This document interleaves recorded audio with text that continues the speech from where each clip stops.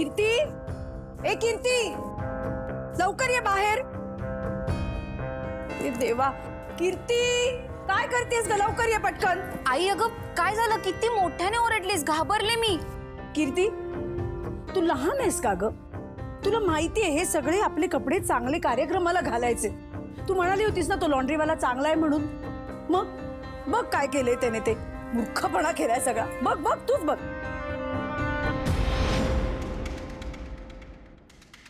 वाह, जे हवं होतं ते तर झालंय, आता फक्त थोडी ऍक्टिंग करायची आहे मला। आता बोलणार आहेस का मुहूर्त काढू? आई हे बघ, अगं तू पहिल्यापासून ओळखतेस ना त्याला, तो कशी काय ही चूक करेल? आणि आपण कपडे देताना स्वतः वेगवेगळे करून देतो ना, मग कसं तो एवढी मोठी चूक करू शकतो? मला नाही वाटत त्याने ही चूक केली असेल। मला एक कळत नाही, याआधी असं कधीच झालं नव्हतं, मग आत्ताच कसं काय झालं? मलाही तेच कळत नाहीये की हे असं कसं झालं। आपण सगळे कपडे वेगवेगळे करून देतो ना, माहितीये ना तुला। मग हे अगं माझं ऐकून तरी घे। काय ऐकू? काय एक दोघांचे कपडे? सगळ्यांचे कपडे आहेत। काय ग आई, काय झालंय? बघ तूच बघ। अरे अरे हा माझा नवीन कुर्ता आहे। अरे ह्याला हे काय आहे? हे काय झालंय? आशू माझं ऐकून घे। अरे हे मी नाही केले, म्हणजे माझ्याकडून ही चूक होऊच शकत नाही। ताई यार, मग आत्ता कसं झालं? कारण हे कपडे शिवाने दिले।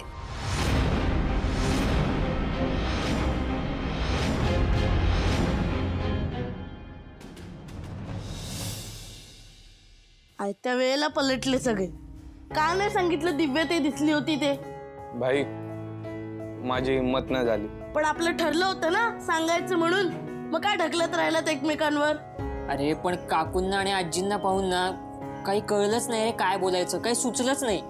हो ना, माझं तर असं झालं, दिव्याताई स्वतःचा विचार करून पळून गेली होती, तेव्हा किती त्रास झाला होता सगळ्यांना।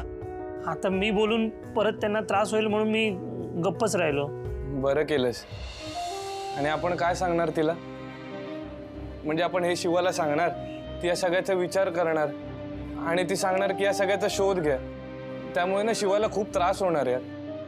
आणि माहिती ना तिचं लग्न कोणत्या परिस्थितीत झालंय, मग ती दिव्याताईचा विचार करत बसणार आणि सतत आपल्याला विचारत राहणार की काय तुम्हाला कळलं का? त्यापेक्षा ना तिला न सांगितलेलंच बरं। हो अरे पण काकूंना आणि आजींना आजही तिच्या काळजीने त्रास होतच असेल ना?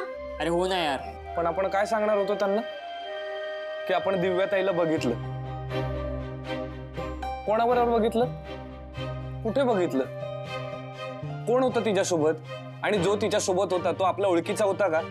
भाई खूप प्रश्न आहेत, तर आपण नाही बोलू शकत त्यांच्यासोबत। आणि माहिती नाही सगळ्याचा त्यांना त्रास होणार आहे। मग आता काय करायचंय? काय करायचं? भाई मला असं वाटतं की आपण दिव्याताईचा शोध घेतला पाहिजे।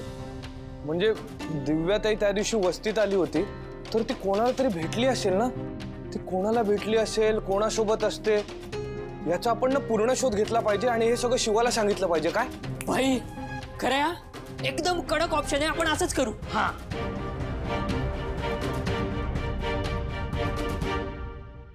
शिवा, हे कपडे तू दिले होतेस? आई तुझे मला काम द्यायला सांगितलं होतंस ना तिला, ते हेच काम होतं अगं। नाही पण मी सगळे बघून दिले होते कपडे, म्हणजे पांढरे कपडे वेगळे आणि ते कलरचे कपडे वेगळे असेच दिले होते। मग हे कसं झालं? ए बघ शिवा, आता स्वतःला वाचवण्याचा प्रयत्न करू नकोस हा। अगं जे काय झालंय ते सगळ्यांसमोर आहे ना। पण ती म्हणते ना की तिने वेगवेगळे केले होते, मग कशाला उगाच असताय तू? संपदा, दर वेळेला तिची बाजू घ्यायची काही गरज नाहीये। आता ती या घरात आली आहे ना, मग या घरातल्या गोष्टी तिला माहित असल्या पाहिजेत। या आधी कधी असं झालं होतं का? छे छे, अजिबात नाही। अगं एका कपड्याचा डाग दुसऱ्या कपड्याला सुद्धा लागला नव्हता आणि साधा धागा सुद्धा निघाला नव्हता ग कपड्याचा। मग आत्ताच बघ ना, हे सगळे कपडे वाया गेले। शिवाय यार, मी तुला म्हटलं होतं ना, तुला जे काम नाही जमत ते नको करूस, किंवा दुसऱ्या कोणाला तरी सांग। हे बघ आता हिचं काय करायचं? सगळे टाकून द्यायला लागणार. शिवा, मला मान्य आहे देसाई घराण्यात खूप पैसा आहे, पण म्हणून असं वागायला नको होतं. सगळं पैसे काही झाडाला लागत नाहीत. आई सॉरी अगं, माझंच चुकलं.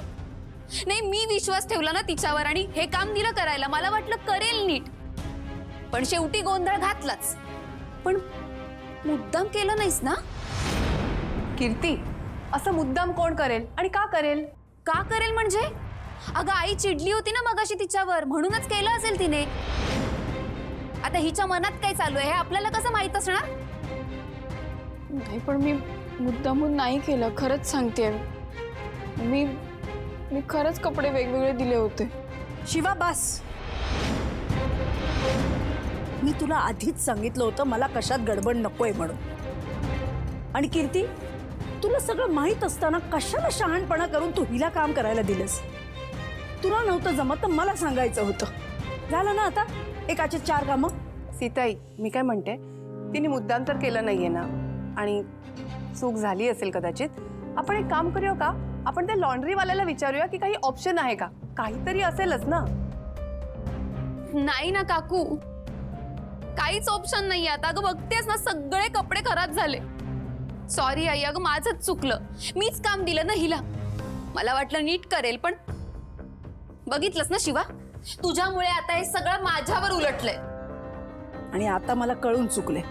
तुला दिलेल्या प्रत्येक कामामध्ये चूक ही होणारच. पण चूक त्या माणसाची पण असू शकते ना.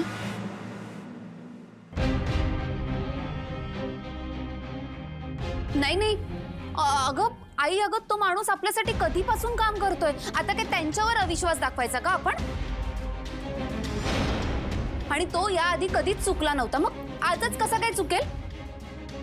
आपली चूक दुसऱ्यावर कशी ढकलायची ना हे तुझ्याकडून शिकलं पाहिजे. हे बघा, मी खरंच कपडे बघून दिले होते. माझ्याकडनं अशी चूक होणं शक्यच नाही. खरंच हे मी नाही केलं हे असं. अगं किती करशील?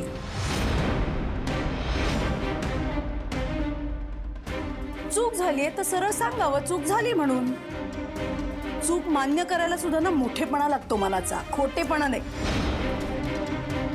तो लॉन्ड्रीवाला का करेल हे सगळं?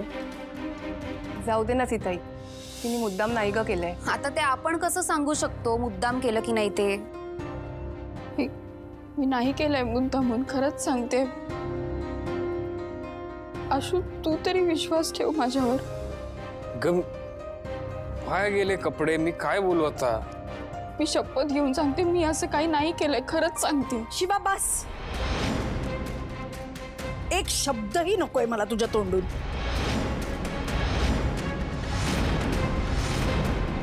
आता तुला शेवटचं सांगते हा, या घरातल्या कुठल्याही कामात तू आता मध्ये पडायचं नाहीस, मध्ये घुसायचं नाहीस.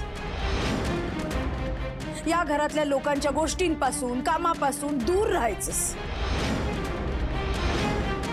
माझ्या घरात तुझा गोंधळ नकोय मला.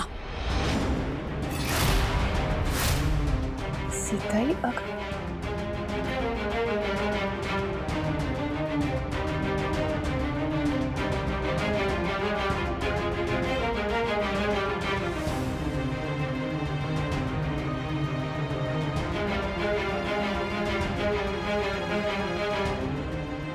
Excuse me.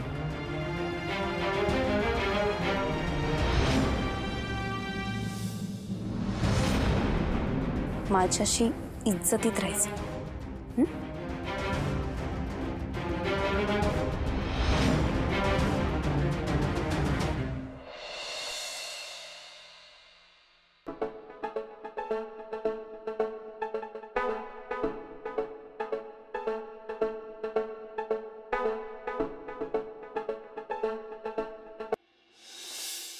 हा आई, बोल.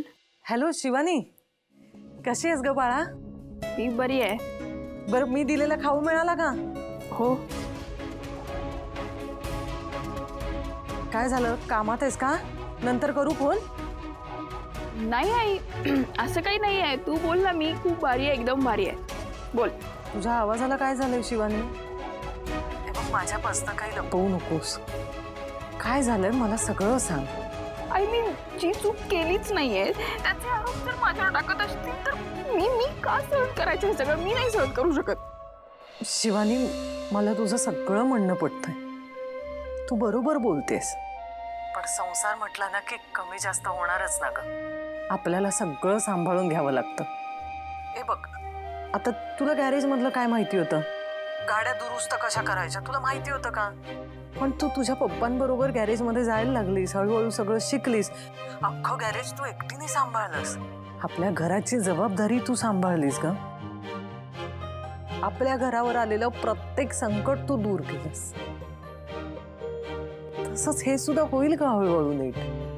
फक्त ना त्या माणसांना समजून घ्यायला पाहिजे, त्यांना सांभाळून घ्यायला पाहिजे. आणि ते असं पटकन नाही होणार. त्यासाठी थोडा वेळ जावा लागेल इतकंच. आणि तुला धीर धरावा लागेल. आई ही वेगळी गोष्ट आहे, पण मी चुका करते का हे बघत असतात सगळे. त्यातल्या त्यात भाऊ, उर्मिला काकू, लक्ष्मण काका, संपदा हे सगळे मला सांभाळून घेतात. अगं नाही, मला मान्य आहे सगळं वेगळं आहे, पण अशक्य नाहीये ना. आणि तू ना प्रयत्न करणं सोडू नकोस. आत्ता काय झालंय माहितीये का, तू प्रयत्न करायच्या आधीच हार मानतेस. आणि माझी शिवानी अशी नाहीये बरं का. तू प्रयत्न करत राहा. मला माहितीये ना, आज ना उद्या तू सगळ्यांचं मन नक्की जिंकशील. पण ते प्रयत्न करायच्या आधीच हार मानू नकोस. सगळ्यांचं मन तुला वळवता येईल, पण तू धीर सोडू नकोस. आई माझ्याकडनं मी सगळे प्रयत्न करते. मला ना या घरातल्या सगळ्यांची मनं जपायची आहेत. ही सगळी माणसं मला हवी आहेत. आणि आशू बरोबर एक जन्म काय, मला 7ही जन्मात तो हवा आहे. मी नाही धीर सोडणार. मला माहितीये बाळा, तू नक्की करशील. नक्की. बरं, ठेवू फोन आता. हा, काळजी घे. आणि काही वाटलं तरी फोन कर.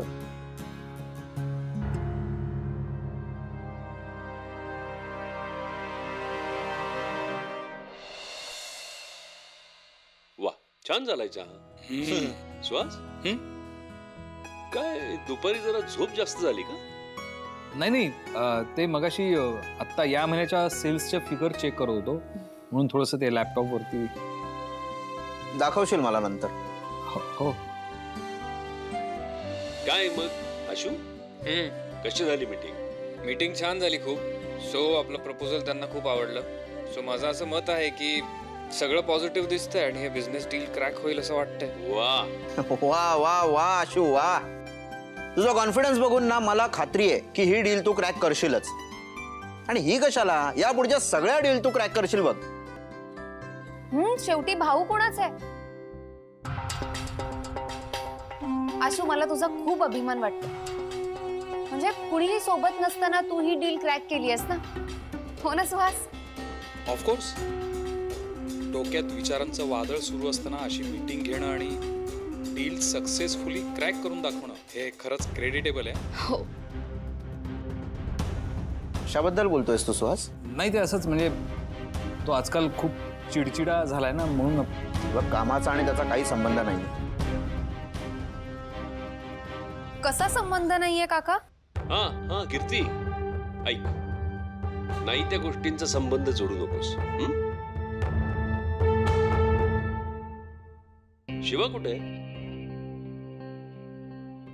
भाऊ, शिवा. भाऊ ती दुपारपासून तिच्या खोलीतच आहे. खोलीतच आहे का? आजारी बिजारी आहे की काय? तुमच्यापैकी कोणी गेलं नाही तिला विचारायला? उर्मिला, काय झालं? कशाला काय व्हायला पाहिजे? मॅडम महाराणी झाल्यात ना आता. दुपारी जेवली, ती डायरेक्ट रूम मध्ये गेली. मला वाटतंय झोपली असेल कदाचित. नाही, श्रीमंती मानवायला लागली आता. काय एवढं मोठं श्रीमंत घराणं मिळालंय. एवढी श्रीमंती कधी पाहिली नसेल ना तिने. त्याच्यामुळे उपभोग घेतीये त्याचा. आणि त्यात तिला कुठलीच कामं जमत नाही. मग आई, काकूला आणि मला काम सांगताना जरा विचार करावा लागतो. आणि त्याच सिच्युएशनचा करेक्ट फायदा घेतीये तुमची शिवा.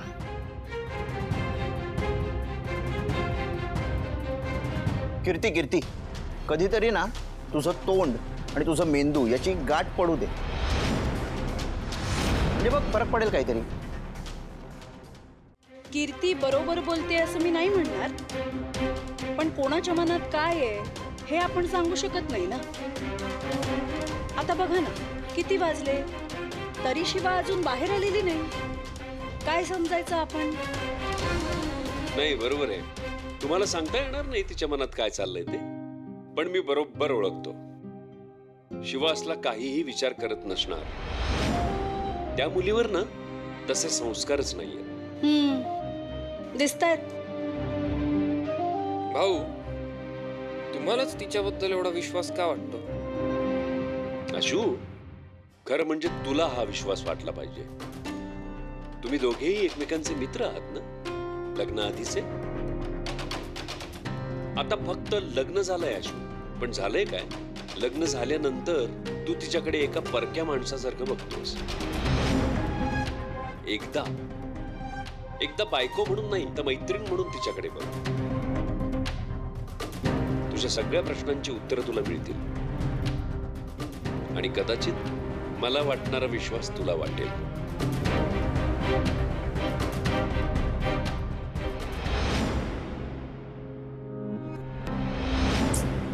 काय डोक्याला ताप होऊन बसलाय. चंदनला म्हटलं फोन लावून दे, तर त्याने उगाच हट्ट केला. त्याच्यामुळे तो फोन पडला आणि फुटला. तर कसं करू त्याच्या बाबांशी कॉन्टॅक्ट? मला आता इथे राहणं आणि इथलं खाणं अजिबात सहन होत नाही. त्याच्या बॅगमध्ये सापडेल का काही? डायरी वगैरे असेलच ना त्याच्याकडे. बघते.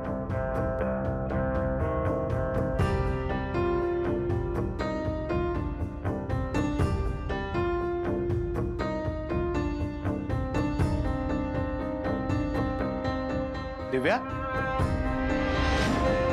काय चाललंय? काय आहे माझी बॅग अशी ओपन काय?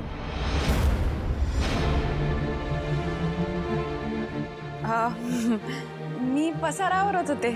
अच्छा, पण माझी बॅग तर मी ऑलरेडी आवरली होती. नाही अरे, खूप पसारा होता. इतकी अस्ताव्यस्त होती ना बॅग तुझी, तुम्हा मुलांना ना कळतच नाही बॅग कशी आवरायची. पण आता मी आहे ना, ही बायको आहे तुझी, मी दाखवते तुला कशी आवरायची. दाखव ना. हे बघ, घडी घडी अशी करायची.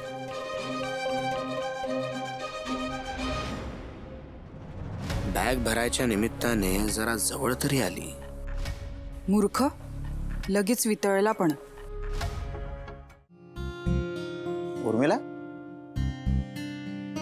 काही हवंय का तुम्हाला? नाही नाही, मी पाणी प्यायलाच चाललो होतो. पण काय झालं, तू अशी शांत का बसली आहेस?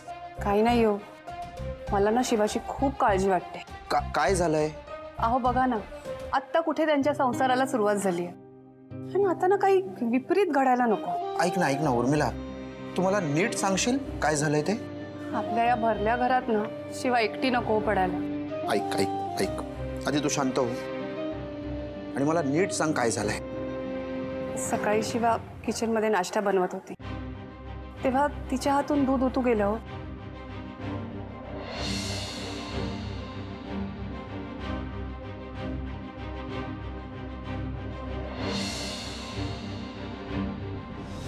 बापरे, केवढं काय झालंय. सगळे असं का वागतायत ना, मला कळतच नाहीये. म्हणजे सुहास आणि कीर्तीचं मी समजू शकतो, पण वहिनी आणि आशू. हो ना, अहो म्हणूनच मला शिवाची खूप काळजी वाटते. तिला खूप त्रास होतोय हो या सगळ्याचा, आणि ना तिला ते सहन होत नाहीये. तिच्या चेहऱ्यावर सगळा तिचा त्रास दिसतोय. अहो शिवाला हा त्रास सहन झाला नाही आणि ती या घरातून निघून गेली तर? या घरातली लक्ष्मी कधीच घर सोडून जाणार नाही उर्मिला. भाऊ, मी ते म्हणजे मला वाटतं. घाबरू नकोस. सगळ्यांसमोर तू मगाशी काहीच बोलली नाहीस, तेव्हाच माझ्या लक्षात आलं की काहीतरी घडलंय. पण सीताकडून मला ही अपेक्षा नव्हती. शिवाची चूक असो किंवा नसो, तिनं तिच्याशी असं वागायला नको होतं. ती तिला समजून घेऊ शकत होती ना. तीच जर तिच्या सुनेला एवढं बोलली तर जग काय किंमत करणार आहे? भाऊ, मला असं वाटतं ना की तुम्ही शिवाशी बोलायला हवं. ती तुमचंच ऐकेल. हो भाऊ. नाही, मी तिच्याशी बोलेनच, पण आपण आता एक गोष्ट लक्षात ठेवली पाहिजे. जेव्हा मी घरी नसेन तेव्हा तुम्ही शिवाच्या बाजूनी उभं राहायला पाहिजे.